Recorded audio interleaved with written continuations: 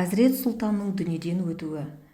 Әзірет Сұлтан көзі тірісінде-ақ түркінің пірі деген атқа ие болды. Бүкіл түркі жұрты, ел билеген хан сұлтандар ұлы ұстаз деп оны құрмет тұтты. Әзірет Сұлтанның үйі рухани орталыққа һәм зиярат орнына айналған еді. Селжұқ пен Қарахан билеушілері үнемі әулие бабамен кеңесіп тұратын.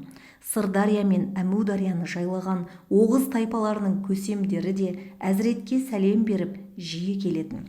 Селжұқ билеушісі Санжар мен Қарахан билеушісі Арслан Хаған Әзірет Сұлтанға келе жатқанда ұстазға деген құрметін білдіріп, Түркістанның төбесі көрінгеннен аттан түсіп жаяу келеді екен. Түркістан қақпасынан кірген соң жуынып, шайынып, дәрет жаңартады. Біз сұлтанбыз деп кеуде кермей, өзінің хан екенін жұртқа дабыра қылмай, медресенің табалдырығын ізетпен аттайтын. Әзірет Сұлтан оларды ілтипатпен қарсы алатын. Хан сұлтанның иіліп тағзым қылғанын қош көрмейтін. Себебі елдің басшысы иілсе, дұшпанға таба болады дейді екен. Сондықтан дұшпанға мыс болсын деп өзі қарсы алып құрметтейтін. Қарахан билеушісі Ахмет Арслан Әзіреті Сұлтанның қайнатасы болатын. Яссауи оның Айша деген қызын алған. Ол заманда Қарахандық қағандарында екі титул бар екен. Ұлы ханды Арыстан, кіші ханды Бура деп атапты. Арслан хан дүние салған соң орнына Ибрахим деген баласы таққа отырады. Ол Яссауидан 10 жас кіші екен. Ұстаздың алдында дәріс алып, тәлім тәрбие көреді. Оны жұрт атақ тегіне қарай Бура деп атайды екен. Кейін ілім игеріп, жүрек көзі ашылған соң Яссауи қара сөзін қосып, Қара Бура атапты. Қара ескі түркі тілінде киелі дегенді білдіреді екен. Қазақтардың қара шаңырақ, қара тау дейтіні содан. Оның аңызы былай болыпты. Қара Бура медреседе жүргенде төре тұқымы екеніне қарамай, ақ түйесіне мініп алып медресеге отын тасиды екен. Сахарда бәрінен бұрын тұрып, от жағып, дәрет суын жылытып қоюды әдетке айналдырады. Сол әдетінен бір ретте жаңылмапты. Бір күні Яссауи сахарда тұрып, дәрет алуға бара жатса, Қара Бура әдетінше сексеуілді жағып, суын жылытып жатады. Ұстазын көріп, әдеппен сәлем беріп, құманын ұстатады. Яссауидің шәкіртіне ерекше мейірімі ояныпты. Қара Бурам деп маңдайынан сипап, алғаш рет есіміне қара сөзін жалғапты. Қызметіңе ризамын, ханның ұлы болсаң да қорсынбай, қарашадай қызмет қылдың, не тілегің бар, тәңірден не дұға етейін деді. Қара Бура, сізге өлгенше қызмет қылып өтсем, басқа арманым жоқ деді. Кейін әкесі дүние салған соң, Қара Бураны тақ мұрагері деп Қарахан елінің хан ордасына алдырады. Қара Бура барғысы келмеді. Әзірет Сұлтан, елге еткен қызмет маған қылған ізеттен де жоғары. Халық Құдайдың бір аты. Олар да әділ басшыға зәру.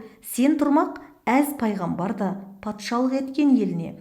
Әділдікпен ел басқару да сүндет деп хандыққа көндірді. Қара Бура ұстазын қимай амалсыз қоштасты. Кетерде, уа ұлағатты ұстазым, сізге дән ризамын. Кәфір нәпсімді әбден илеп, кеудеме жан бақшасын орнаттыңыз. Хикмет ілімін қанша меңгерсем де, құмарым қанар емес. Өмір бақи қасыңызда зікір айтып, қызметіңізді қылып жүруге дайынмын. Бірақ сіздің бұйрық бізге қатал заң. Көңілімде онсыз да мәңгіге орнықтыңыз. Сонда да көзбен көріп еске алатын бір бұйымтай қалап алайын, соған ұлықсат етіңіз деді. Яссауи, балам, қысылма, не қалайсың? Бұйымтайың не деді? Қолыңыз тиген мына күміс құманды қалап тұрмын. Намазға дәрет алған сайын қасыңызда жүргендей болайын деді. Болсын деді ұстазы. Арада ұзақ жылдар өтті. Қожа Ахмет 10 мыңдаған шәкірт оқытты.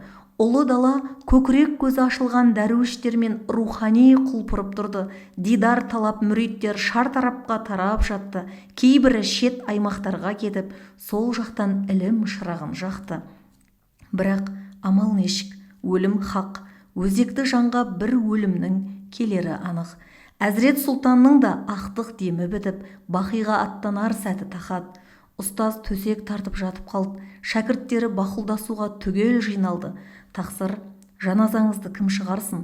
Сүйегіңізге түсетін кісілерді өзіңіз атап кетсеңіз, өйтпесеңіз ертең сүйекке түсушілер арасында талас басталады, деді.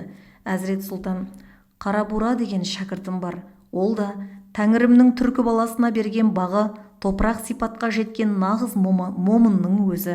Орданың құтын қашырмас үшін амалсыз медреседен кетуге мәжбүр болды. Қанша жерден ілімге қызығып, дәруіштікке бейіл болса да, ұрысқандай болып билікке жұмсаған өзім едім. Жаназамды сол шығарып, сүйегіме сол түссін, деді. Қарабураны бұл кезде жұрттың бірі білсе, бірі білмей, есіне түсіре алмай жатты.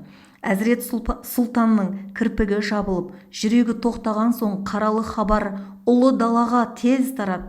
Көп ұзамай шаһарға ақ түйеге мінген, үстінде ақ жамылғысы бар бір адам кіріп келіпті.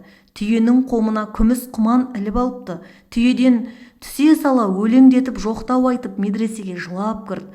Жоқтауы жұрттың жүрегін езіп жібергенде-ақ екен. Оны көргенде шәкірттері, ел жұрт қосыла егілді. Қарабура ұстазының дүниеден озар шағын түсінде көрген еді. Хан түс көреді, түсінде жаман іс көреді. Шамдалда тұрған шырақ жалп етіп сөніп қалады. Қарабура шошып оянады. Не де болса, ұстазым ақырғаттанып бара жатыр, бақұлдасып қалайын деп дереу қамданады. Содан желмаясына мініп тоқтамай күні-түні жүріп отырып жеткен беті осы екен. Бірақ ұстазымен соңғы рет тілдесуге үлгермеді. Тақ мұрагері болғалы ұстазын дұрыстап көрмеген еді. Хақ сыпырасында сағаттап отырып рухани сұхбат құрмағалы қай заман. Елдің шаруасы бастан асты. Бәрімен көрісіп болған соң өзі бастап сүйекке түсті. Қасына бірнеше қас тақуаны қосып алды. Әуленің мүбәрәк денесін ұстазы сыйлаған күміс құмандағы жылы сумен жуды. Сүлеймен Бақырғани әзіреттің басын ұстап, Мансұр аяқ жағында кәлима айтып тұрды.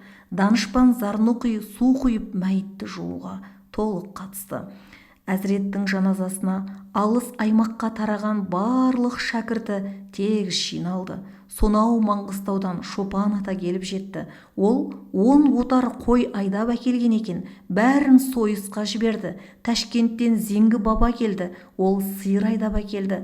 Ол да малын марқұмның асына құрбандыққа шалды. Шәкірттері Яссауидің қылуетінен 100 қадам жерге үлкен етіп сағана қазып, ұстаздың мәңгілік мекенін дайындады. Түркінің пірі дүниеден қайтты деген хабар шар тарапқа жайылды. Ұшқан құс, жүгірген аң, тау, тас, табиғатта өлі тыныштық орнап, бәрі қаралы күйге оранды. Қаратауда қара жамылған адамша түнеріп тұрды. Соғысып жатқан екі елдің ханы ұрысты тоқтатып аза тұтты. Шет жерден қаралы көш Түркістанға қарай бет түзеді. Бәрі әзіреттің қызы Гаухар анаға, күйеу баласы Әлі қожаға, шәкірттеріне көңіл айтып жатты. Әзірет сұлтанның жатқан қылуетінің жанына жұрт жиналып, ұлы ұстазбен қоштасып, ақтық сапарға шығарып салды. Жаназасын Қарабура шығарды. Шәкірттері алдыңғы сапты толтырды. Олардың ішінде 22 мың мүфти, 60 мың сейітзада, 10 мың Хорезмнен келген имам, 10 мың ғұлама, 90 мың әулие, 8 мың абдал, 12 мың дәруіш бар екен деседі. Түркінің пірінің бейсенбілігі, 7-сі, 40-ы, 100-і жылына да осыншалықты жұрт жиналған екен. Әзірет сұлтан наурыз айының басында дүниеден озыпты. Қарабура ұстазының жаназасын шығарып, соңғы қызметін қылды.